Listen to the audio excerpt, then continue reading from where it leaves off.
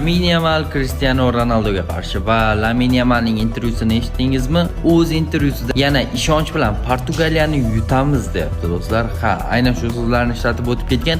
Bu yoqda Cristiano Ronaldo ham xuddi shunga o'xshash so'zlar ishlatgan va bu mening oxirgi jahon chempionatim degan so'zlarni ishlatib o'tdi va Ispaniya va Portugaliya o'rtasidagi to'qnashuv bu yosh avlodning yosh katta avlodga qarshi eng so'nggi to'qnashuvlardan biri bo'lishi mumkin. Ya'ni qanaqa Cristiano Ronaldo va Lamine Yamal o'rtasidagi. Nima deb o'ylaysiz? Lamine Yamal g'alaba qozonadimi bu uchrashuvda yoki Cristiano Ronaldo? Ya'ni majoziy ma'noda aytdim.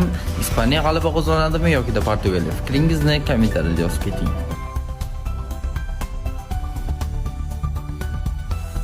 Simpsonlar multfilmi tugadi do'stlar.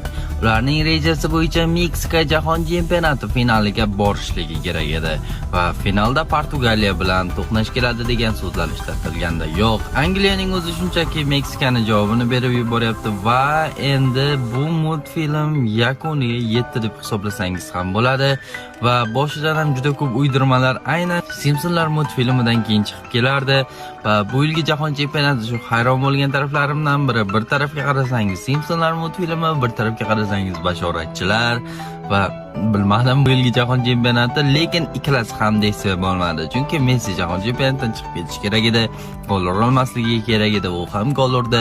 Bu yoqda esa Simpsonlar multfilmining hisobotiga ko'ra Meksika bilan Portugaliya jahon chempionati finalida o'ynash kerak edi, lekin bu ham sodir bo'lmadi. Shuning uchun bunaqa uydirmalarga